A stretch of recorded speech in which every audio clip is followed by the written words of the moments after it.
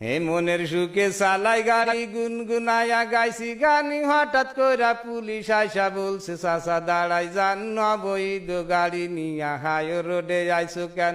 বলছি আমি চালাই গাড়ি বাগারপাড়া খাজুরাই, আজকে আমি এই রোডেতে চলে যাইছি বেজুরা। বলছি আমি নতুন আইছি এই রোডেতে চালাই না, আতাউর পুলিশই বলে চাচাই জানো পালাই না।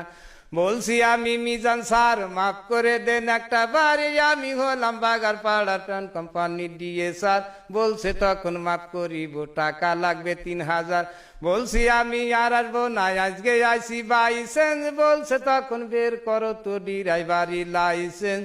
এই পুলিশ কি বোঝে না, এই গাড়ির কি কাগজ হয় না, বুঝারও ভান করে কেন, বুঝতে কারো বাকি নাই। গাড়ির নামে মামলা দিবে আমারে দেখাইছে ভয়, বিষে বিষে না পাইয়া ডিলারকে করেছি ফোন, ডিলার সাহেব ফোন করিয়া পাঠাই দিল আর একজন নেতা গো, তার কোনো কথা তারা নাকি মানবে না। স্বরাষ্ট্রমন্ত্রী আসিলেও গাড়ি নাকি ছাড়বে না। আরে আতাউরে ঝাড়ি বেশি চুপচাপ আছে মিজান স্যার, ভাব দেখিয়া মনে হয় রাষ্ট্রপতি সমান পাওয়ার। বলছে গাড়ি থানায় নেব দেব গাড়ি পুড়ায়ে, দেখিব কোন নেতায় আছে গাড়ি নিবে ছাড়ায়ে। আমি ভাবলাম কাজ হবে না কথা বেশি বাড়ায়ে। বলছি আমি বাড়ি যাব, বাড়ি যাওয়ার কি রাস্তা, উপায় একটা বের করে দেন, করে দেব ব্যবস্থা। সত্য একটা ঘটনা সবার সামনে করলাম প্রকাশ। বলছে তখন ডিলার রে টাকা করিতে বিকাশ। বলছি আমি নাম্বার দেন, আমারে কয় চুপ করেন, নাম্বার একটা দিয়া বলে 2600 টাকা মারেন। টাকা কি আর গাটি আছে, টাকা দেবে ডিলারে। মনে মনে চিন্তা করি কি বিপদ হই আল্লাহ রে।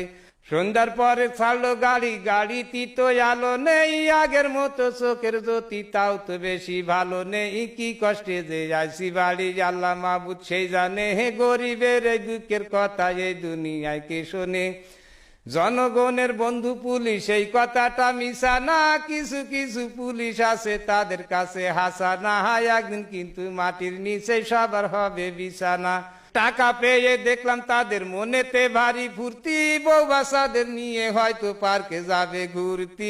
একটা কথা স্মরণ রেখো একদিন হবে মূর্তি, আজরাইলের হাতে থেকে রিহাই কেহই পাবো না, টাকা করি নিয়ে কেহই কবরেতে যাব না।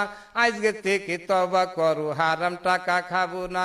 কিয়ামতের মাঠে আল্লাহ যেদিন করিবে বিচার, সেই দিন আমি দেখাই দেব ওই যে আল্লাহ মিজান স্যার। এই হলো সেই আতাউর, পালাবি তুই কত দূর, সেদিন তো আর নয়তো দেরি, কয়টা দিন করো সবুর।